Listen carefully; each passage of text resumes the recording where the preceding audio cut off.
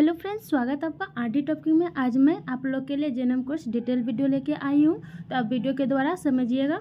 मैं इसको डिटेल में बताऊंगी। तो चलिए मैं आपको आज बताऊंगी क्या क्या आपको जेएनएम कोर्स के बारे में। तो जेएनएम कोर्स क्या है, इसकी योग्यता क्या होनी चाहिए, एडमिशन कैसे होता है, फीस कितनी लगती है, इस वीडियो में आपको सब चीज़ मिलेगा।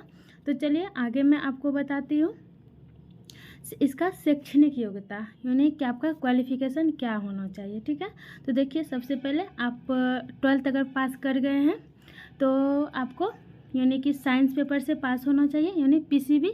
ये देखिए कंडीशन हर जगह लागू नहीं होता, क्योंकि ये जो आपका शैक्षणिक योग्यता है ये हर स्कूल का अपना अपना अलग होता है।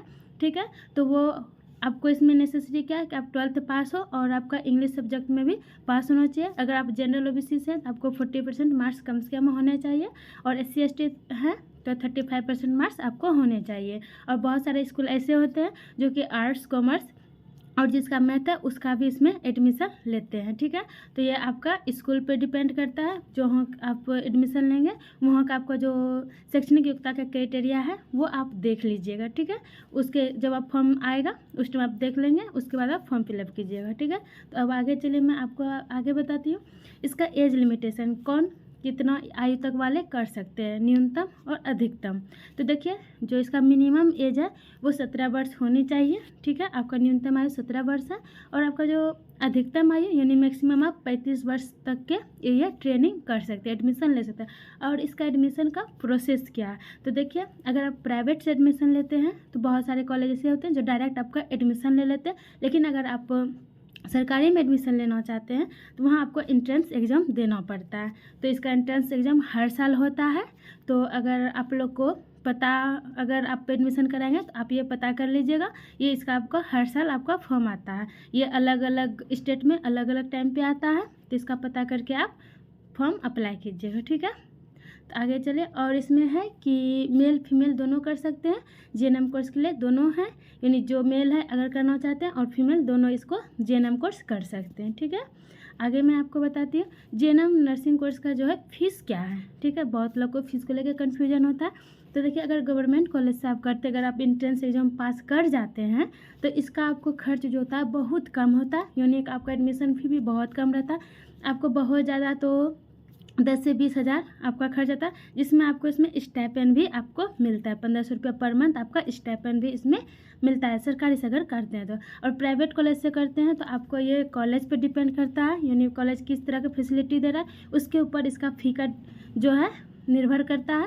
तो आपका फ़ी जो आपको लगभग रहता है, मतलब बहुत सारे जगह ऐसे होते हैं जहाँ 2 लाख से भी स्टार्टिंग होते हैं, ऐसे में आपको 2 लाख से या 3.5 लाख से लेकर आपको 7 लाख तक इसके फ़ी हो सकते हैं। ठीक है, तो ये फ़ी आपके स्कूल पे डिपेंड करेगा, और हर स्टेट में अलग अलग इसका फ़ी रहता है। ठीक है, तब आगे हम आप बात करते हैं कि अगर आप जेएनएम कोर्स कंप्लीट कर लेते हैं तो आपका एम्प्लॉयमेंट एरिया क्या रहेगा, यानी आप कहाँ कहाँ वर्क कर सकते हैं। तो देखिए सबसे पहले आप गवर्नमेंट हॉस्पिटल में कर सकते हैं, प्राइवेट क्लिनिक पे कर सकते हैं और प्राइवेट हॉस्पिटल में वर्क कर सकते हैं, नर्सिंग होम में कर सकते हैं, कम्युनिटी हेल्थ सेंटर में कर सकते हैं, और गवर्नमेंट हेल्थ स्कीम जो है उसके में भी आप वर्क कर सकते हैं, और ओल्ड एज होम में और अदर जो भी हेल्थ रिलेटेड ऑर्गेनाइजेशन है वहाँ आपका जो है ड्यूटी एरिया रहेगा। ठीक है, उसके बाद है कि जेएनएम के बाद सैलरी कितनी होती है।